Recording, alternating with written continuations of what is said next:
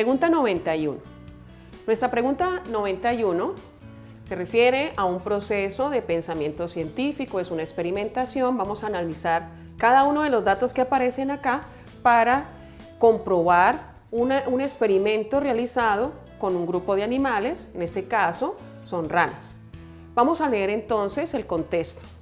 En un experimento para determinar si la coloración de las ranas marcaba diferencias entre ser atacadas o no por los depredadores, simularon con ranas de plastilina, imitando la coloración roja y azul típica de la rana tóxica de la especie Pumilio y la coloración parda típica de especies no venenosas. Dispusieron hasta 800 modelos de estas ranas a lo largo de 40 transeptos de selva, recogiéndolos 48 horas después. Los resultados obtenidos aparecen en las siguientes gráficas. Entonces, como es una experimentación, vemos cómo hay una serie de variables para analizar y hacer la búsqueda de una pregunta que nos dará la 91.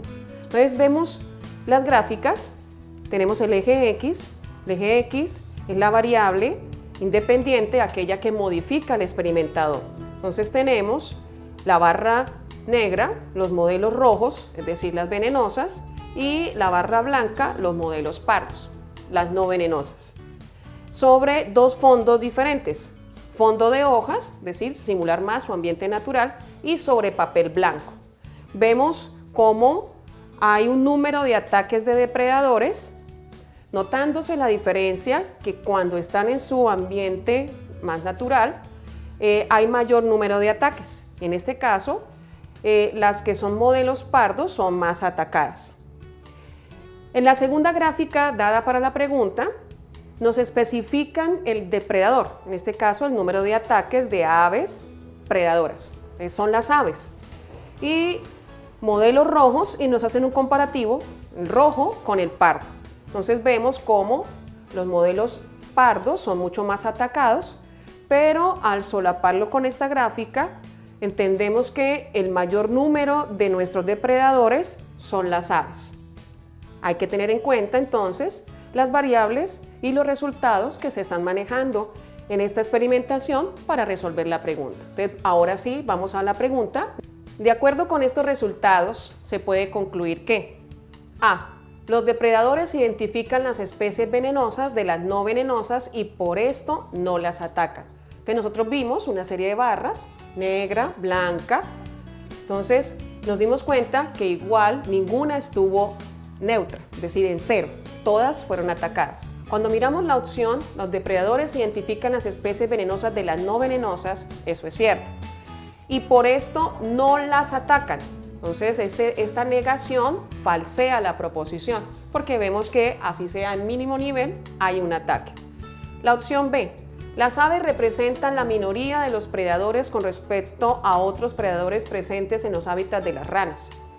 Entonces, nos dimos cuenta que en la segunda gráfica aparecían las aves como predadores y no corresponden a la minoría, corresponden a la mayoría.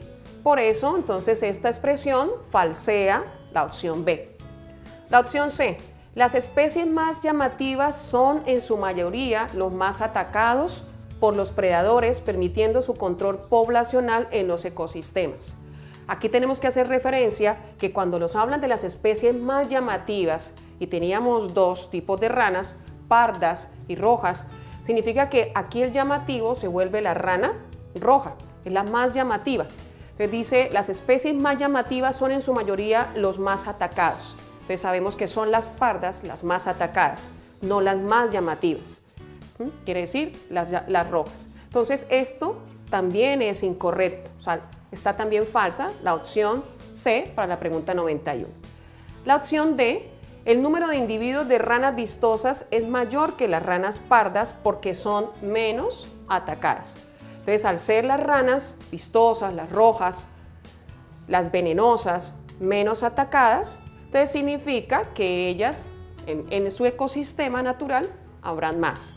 Y las más atacadas, pues tendrán que haber un menor número poblacional. Entonces, por esto, la opción de respuesta de la pregunta 91 es la D.